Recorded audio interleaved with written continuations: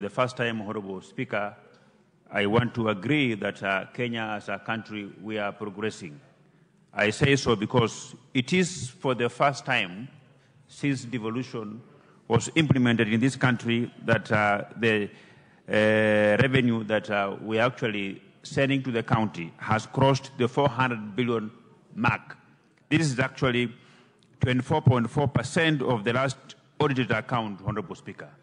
Honorable Speaker, this is progressive.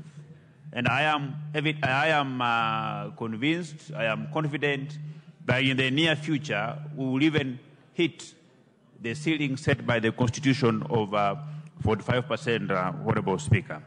Honorable Speaker, while there have been some outcry about some governors living large, not living within the expectations that are expected of them by the members of their respective counties to properly utilize these devolution funds well, I want to agree that not all counties are not accountable to the people, Honorable Speaker.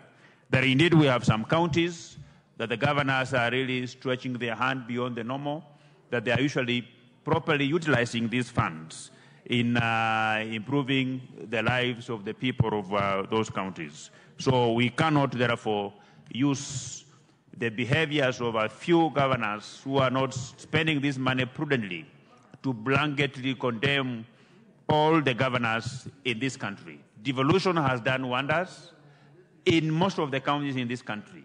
And I think from what I said that this country is progressing forward well, I am 100% convinced that in the near future, all the 47 governors, all the 47 county governments will actually begin to utilize this devolution money well so that we can improve the life of the Kenyan people going forward further. I also want to take this opportunity, Honorable Speaker, to thank all the members of Parliament, both the National Assembly and the Senate, who have been burning midnight oil to refine this Division of Revenue Bill. And I may not necessarily, we want to thank the Chair of Budget and Appropriation Committee, the Honorable Ndini Nyoro, because his competence and that one of the members of this committee are actually expected. We expect that they will do well, because, Honorable Speaker, they have always been a blessing to this country. They have responded to the call of duty when called upon by our Constitution to do these things, Honorable Speaker. Honorable Speaker, as I finish in contributing to the Division of Revenue Bill, I will want the County Government Act to be amended so that they follow the same procedures of project proposal approval, the way we do with our CDF. There are no projects that can be abandoned, even when members of Parliament or the CDF committees changes from year after year, Honorable Speaker, because the laws of NGCDF Act will actually not allow that new projects can be funded without first completing the previous one. So I think these issues of having so many pending bills and so many projects that have been abandoned by the county governments, they should be a thing of the past. If we can refine those laws to ensure that no new project can be initiated without first completing the previous one, regardless of whether they were initiated by the previous governor who was short, who was tall, who was black, who was light-skinned or not. Because all those projects are funded from the exchequer. They are funded by the people of, from the taxpayers of these people of this country, and they need to be completed, Honorable Speaker. So, Honorable Speaker, it is important that that one should be put into consideration.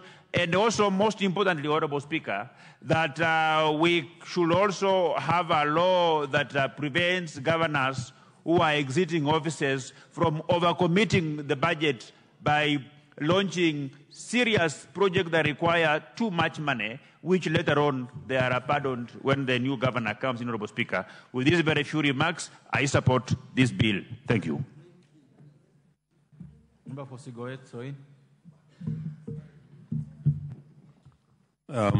Thank you, Mr. Speaker, for the opportunity you've also given me so that I can express my support for the mediated version of the Division of Revenue Bill. At the onset, Mr. Speaker, I want to thank you for your pronouncement that we members of parliament who come and queue from 9 in the morning should get a fair opportunity to be able to speak to the issues that are being debated. All said and done, Mr. Speaker, the mediated version